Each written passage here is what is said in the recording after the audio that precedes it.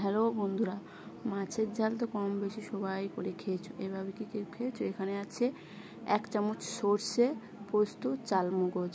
আর প্রথমে মাছটা ভালোভাবে মাখিয়ে নিতে হবে, নুন হলুদ দিয়ে মাখিয়ে নিচ্ছি প্রথমে মাছটা ভালোভাবে।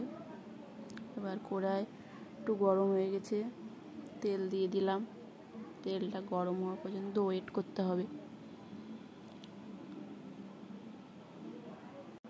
তো এই রেসিপিটা বাড়িতে একবার ট্রাই করে দেখতে পারেন, খুবই টেস্টি হয়। তো তেলটা গরম হয়ে গেছে, একে একে মাছগুলো দিয়ে দিচ্ছি। মাছগুলো ভালোভাবে ভেজে নিতে হবে। তো মাছের ঝাল তো বেশিরভাগ পেঁয়াজ রসুন দিয়েই করে খায়। তো এইভাবে কি কেউ মাছের ঝাল করে খেয়েছো? একবার করে বাড়িতে একবার ট্রাই করবে, খুবই টেস্টি হয়। এখানে সর্ষে, পোস্ত, চালমগজ এটা বেটে নিতে হবে। এদিকে মাছ ভাজাও রেডি, মাছ ভাজা হয়ে গেছে।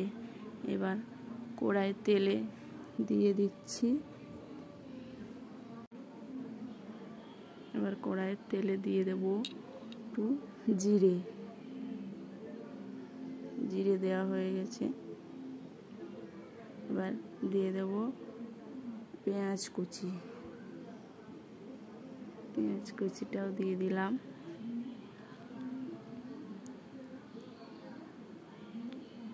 একটু কাঁচা লঙ্কাও দিয়ে দিলাম।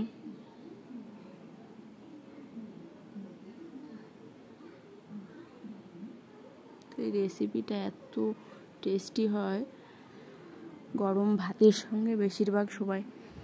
এবার দিয়ে দিচ্ছি রসুন বাটা, পরিমাণ মতো রসুন বাটা দিতে হবে। তো রসুন বাটাটা বেশি দিলে ভালো লাগে না, একটু কম, 4-5টা কুয়ো বেটে নিলেই হয়ে যাবে। এবার ভালোভাবে মশলাটা একটু লাল লাল করে ভেজে নিতে হবে। এটা দিয়ে দিচ্ছি আদা বাটা। এই যে মশলাটা আমি বেটে রেখেছি, এই মশলাটা কখন দিচ্ছি সেটা ভিডিওটা লাস্ট পর্যন্ত দেখলে বুঝতে পারবেন। মশলাটা কিন্তু বন্ধুরা এখন দিলে হবে না, এখন দিলে। এবার দিয়ে দিচ্ছি কিষানের টমেটো সস। তো সস দিলে তরকারির টেস্টটা খুবই সুন্দর হয়। যাদের সস নেই তারা টমেটোও দিতে পারেন, তবে আমার মতে টমেটোর থেকে সসটা দিলে বেশি ভালো লাগে তরকারিটা। তো এইভাবে একবার বাড়িতে ট্রাই করে দেখতে পারেন, খুবই সুন্দর হয় এভাবে রান্না করলে। এবার দিয়ে দিচ্ছি স্বাদ মতো লবণ। তোমরা তোমার পরিমাণ মতো লবণটা দিয়ে দেবে। আর একটু লবণ দিয়ে দিলাম। দিয়ে দিচ্ছি হলুদ গুঁড়ো, লঙ্কা গুঁড়ো। যে যেরকম ঝাল খাবে সেরকম লঙ্কা গুঁড়ো দিতে হবে। এবার জিরে গুঁড়ো, সব মশলা একসঙ্গে দিয়ে দিচ্ছি, দিয়ে ভালোভাবে ভাজতে হবে। মশলা দিয়ে ভাজলে তরকারির টেস্টটা সুন্দর হয়। এবার দিয়ে দিচ্ছি স্বাদ মতো একটু চিনি। চিনি দিলে তরকারির টেস্টটা দ্বিগুণ হয়। তো সব মশলা দেওয়া হয়ে গেছে।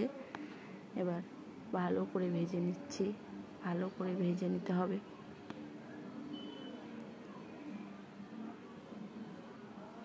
এবার জল ঢেলে দিলাম। জলটা পরিমাণ মতো দেবে, জলটা যে যার পরিমাণ মতো দেবে। জলটা ফুটে গেছে, দেখুন ভালোভাবে ফুটে গেছে।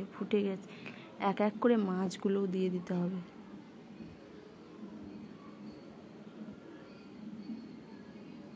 সব মাছ আমি এক এক করে দিয়ে দিচ্ছি। তবে সেই মশলাটা কিন্তু এখন দিলে হবে না বন্ধুরা, এখন দিলে হবে না। এই যে তরকারি প্রায় হয়ে এসছে। এইবার